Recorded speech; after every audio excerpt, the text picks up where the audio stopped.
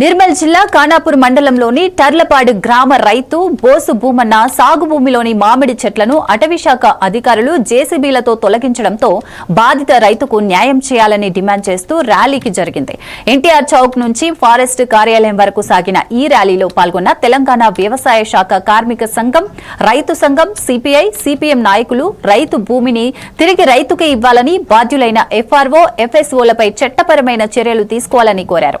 అటవీ అధికారులకు అవగాహన సదస్సులు అవసరమని కూడా డిమాండ్ చేశారు.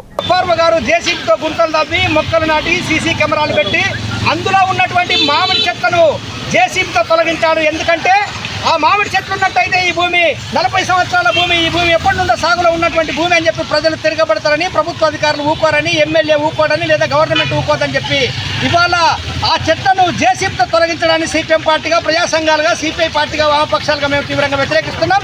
ఈ అధికారిని వెంటనే సస్పెండ్ చేయాలని ప్రభుత్వాన్ని మేము డిమాండ్ చేస్తూ ఉన్నాం.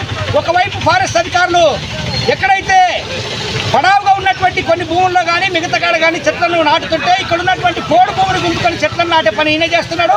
ఇప్పటికే ఉన్నటువంటి రైతు పెంచుకున్నటువంటి మామిడి చెట్లను, పంటకు వచ్చినటువంటి మామిడి కాయలు కాస్తున్నటువంటి చెట్లను మొత్తానికి జేసీ పెట్టి పీకేసి ఇది పాత భూమి కాదు అనే పద్ధతిలో ఇవాళ రైతుకు ఇబ్బంది కలగడం కోసం చేస్తున్నటువంటి పని తప్ప ఇది ఇంకోటి కాదు. వెంటనే అధికారులు గ్రహించి ఈ భూమిని తిరిగి రైతుకు ఇవ్వాలని, ఆ మామిడి చెట్లను నరికేసినటువంటి ఫారెస్ట్ రేంజర్పై, ఎఫ్ఎస్ఓపై, అధికారులపై వెంటనే కేసులు నమోదు చేయాలని చెప్పి మేము ప్రభుత్వాన్ని డిమాండ్ చేస్తూ ఇవాళ ఖానాపూర్లో ఐబీ నుండి పాదయాత్ర నిర్వహించి ఫారెస్ట్ అధికారి ఆఫీస్ ముందు ధర్నా చేసి పోలీస్ స్టేషన్లో దరఖాస్తు మేము ఇవాళ ఇస్తున్నాం. నిన్న కలెక్టర్ గారికి అట్లా డిఎఫ్ఓ గారికి కూడా మేము దరఖాస్తు ఇచ్చాం. ఈ భూమి రైతుకు వచ్చేంత వరకు పోరాటం చేస్తామని చెప్పి